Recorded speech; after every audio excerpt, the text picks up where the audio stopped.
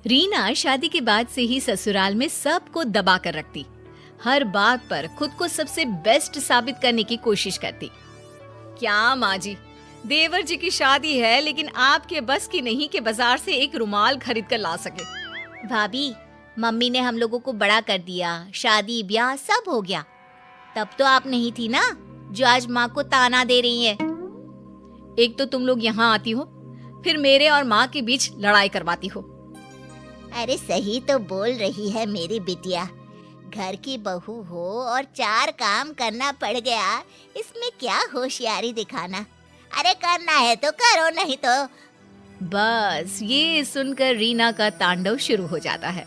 वो चिल्लाने लगती है, हाँ हाँ, सारे काम करवाने के लिए रीना रीना, लेकिन जब काम हो जाए तो धमकी। अरे वाह जी वाह, अब देखो मैं क्या करती हूँ। घर पर छोटे देवर की शादी, ऊपर से भाभी नाराज। अरे रीना बहू दिखाई नहीं दे रही, उसे बोलो छोटी बहू के घर जाकर उन लोगों से पूछ ले, कोई काम की जरूरत तो नहीं है। लेकिन रीना बहू हो तब ना। पापा, भाभी तो मायके चली गई, ये कहकर गई है कि शादी में भी नहीं आएंगी। अरे ये क्या बात होती है, समाज क्या कहेगा। और अब जब सब घर में आने वाले हैं, ऐसे में बड़ी बहू का घर में ना होना बिल्कुल भी ठीक नहीं है ये बात। अरे पापा रहने दो ना उसे, वहीं छोटी छोटी बात पर घर पर कलेश करती है। सोचती है खुद किसी को कुछ भी बोले लेकिन उसे कोई कुछ ना बोले। ऐसा होता है क्या? अरे फिलहाल तो बहू को मना कर लाना जरूरी है।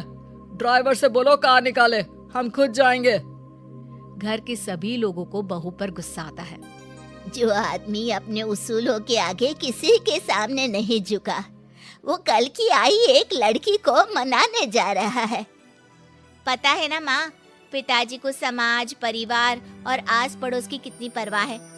पापा सबके सामने मिसाल कायम करके खड़े हैं कि उन्होंने पूरा परिवार बांध कर रखा है। ऐसे में भाभी नहीं होंगी तो पापा की प्रतिष्ठा में उंगली तो उठेगी ही ना। ये भाभी की जीत नहीं, सबसे बड़ी हार है, हार। उधर मायके में रीना की माँ, अरे बेटी क्या बात है, इतने पैसे वाले लोगों को घुटने में ले आई तू। देख तेरा ससुर कैसे गाड़ियों का काफिला लेकर आया है हम लोगों के दरवाजे। अरे माँ बस बहुत हो गया इन लोगों का नाटक। अब तो देखो वो जो इन लोगों का दूसरा बंगला है ना, देवर की शादी के बाद वहां जाकर रहूंगी मैं, देख लेना।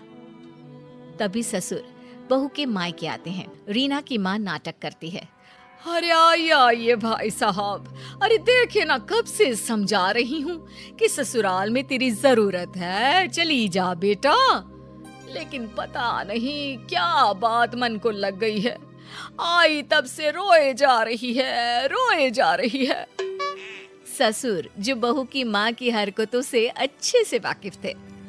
देखिए वो सब हम बाद में देख लेंगे, हमारे घर का मामला है। फिलहाल रीना बेटा घर चलो, वहाँ तुम्हारी जरूरत है। बड़ी बहू हो तुम, लोग क्या कहेंगे।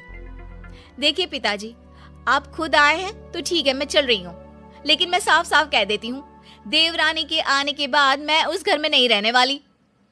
वो तो तुम्हें बोलने की जरूरत ही नहीं है। मैंने पहले ही फैसला ले लिया है कि मैं तुम्हें दूसरे बंगले में शिफ्ट कर दूंगा। छोटे की बीवी और वो हम लोगों के साथ रहेंगे। रीना को तो मानो मन मांगी मुराद मिल गई। तो फिर ठीक है ससुर जी, चलिए चलते हैं। रीना ससुराल चली जाती है और अच्छे से शादी हो जाती है। छोटी देवरानी जैसे ही घर में कदम रखती है, हाय रे, न जाने किसके अपशगुनी पैर हम लोगों के घर पड़े हैं। बत्ती ही चली गई, करो अब अंधेरे में सारी रस्में। तभी नौकर कहता है, अरे नहीं बड़े बहू जी, वो तो बत्ती आई है, जनरेटर बंद किए है ना अभी। छोटी बहू के तो पैर बहुत ही सगुन वाले हैं। अरे 2 दिन से पूरा मोहल्ला अंधेरे में डूबा था, अब जाकर लाइट आई है। अरे हाँ ठीक है, ज्यादा बोलने की जरूरत नहीं है। नौकर हो, नौकर की तरह रहा करो। देख रीना, हम लोगों के घर हमेशा से इतना पैसा नहीं था। तेरे ससुर ने बहुत मेहनत से कमाया है। नौकरों से अच्छे से बात किया करो, ये हमारा परिवार ही है। हाँ ठीक है। वैसे मेरे मायके में नौकर चाकर रहे नहीं, लेकिन सब जानती हूँ कैसे बात करनी होती है इनसे। नौकर मुंह लटकाकर चला जाता है। अरे देवरानी जी, कुछ बोलोगी भी कि बस ऐसी ही सबको घूरती रहोगी? लेकिन छोटी देवरानी कुछ नहीं बोलती। अगले रोज, अच्छा तो मैं चली दूसरे बंगले में। यहाँ सब आप लोग आराम से खुशी खुशी रहो अपनी नई बहू के साथ। रीना का पति कहता है, लेकिन मैं अपना घर माँ पापा को छोड़कर कहीं नहीं जाऊंगा, ये तो पक्की बात है। तो ठीक है ना, आप रहो, मैं और बच्चे तो जाएंगे। कौन रहेगा यहाँ सर्कस में? छोटी देवरानी बोल पड़ती है। दीदी, आप इस घर को और घर के लोगों को ऐसे नहीं कह सकती। हाँ रीना भाभी, छोटी भाभी सही कह रही हैं। तभी ससुर जी आते हैं। बड़कू बेटा, अपनी बीवी को लेकर जाओ दूसरे बंगले में, हम लोगों के लिए छुटकी बहू है। पिता का ऑर्डर मानकर बड़ा बेटा रीना और बच्चों को लेकर चला जाता है। आज सब कान खोलकर सुन लो, वो घर की बड़ी बहू है, बड़ी ही रहेगी। समाज में, परिवार में, हर जगह उसे हमारी बड़ी बहू के नाम से जाना जाता है। लेकिन एक बात ध्यान से सुन लो, कोई भी उससे गलत व्यवहार नहीं करेगा। अब क्या था, जेठानी रीना आए दिन घर आती और अपनी देवरानी को खरी खोटी सुना जाती। इन लोगों को जो तुम बहुत अच्छा समझ रही हो ना, अरे मैंने कैसे कैसे 5 साल काटे हैं मैं ही जानती हूँ। अरे मैं तो कहती हूँ तुम भी इन लोगों को मुंह मत लगाना।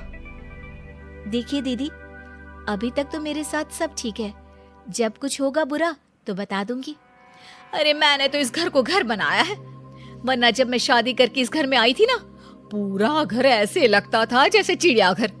सास को तो किसी चीज का सहूर ही नहीं था। ठीक है ना दीदी, अब देखिए आप नहीं है, लेकिन घर माँ जी ही तो चला रही हैं।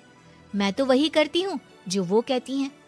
अरे एक बात और, बुढ़िया ना बहुत गहना रखी हुई है। अब मैं तो यहाँ हूँ नहीं, तुम ही देखना कहीं ननद ही सारा गहना ना चंपट कर दे। वैसे कायदे से तो बेटी का ही गहना बनता है ना दीदी, हम लोगों को वो दे दे, प्रसाद समझकर रख लेंगे। आखिर सास की यादगिरी भी तो बहू के पास होनी चाहिए ना। अरे पता नहीं तेरी माँ ने तुझे कोई संस्कार ही नहीं दिए। अरे इन लोगों को जानती नहीं है तू। तभी ससुर वहां आ जाते हैं और छोटी को डांटने लगते हैं। छोटी बहू, मैंने तो तुम्हें अच्छा समझा था, लेकिन तुम भी। नहीं पापा जी, मैं तो सिर्फ दीदी से बात कर रही थी। हाँ, ये क्या कह रही थी पापा जी जानते हैं आप, कि बुढ़िया मर गई तो सारा गहना बेटी को दे जाएगी। मैंने कभी नहीं सोचा था छोटी कि तू भी ऐसी निकलेगी। तभी वहां सास और ननद आ जाते हैं। छोटी बहू दोनों को देखकर डर जाती है कि सास कहती है, नहीं नहीं, हम लोगों ने दोनों बहुओं की बात सुनी है। छोटी बहू की हर बात ठीक और संस्कारी थी। बड़ी बहू इस घर की हम लोगों की दिल खोल कर बुराई कर रही थी। जेठानी जैसे भी क्यों ना हो, जरूरी नहीं कि देवरानी भी वैसे ही निकले। हर एक के घर के अपने संस्कार हैं। बड़ी, तूने अलग घर ले लिया है, अब यहाँ का रास्ता भूल ही जा तो अच्छा है। छोटी सास की बात सुनकर चैन की सांस लेती है।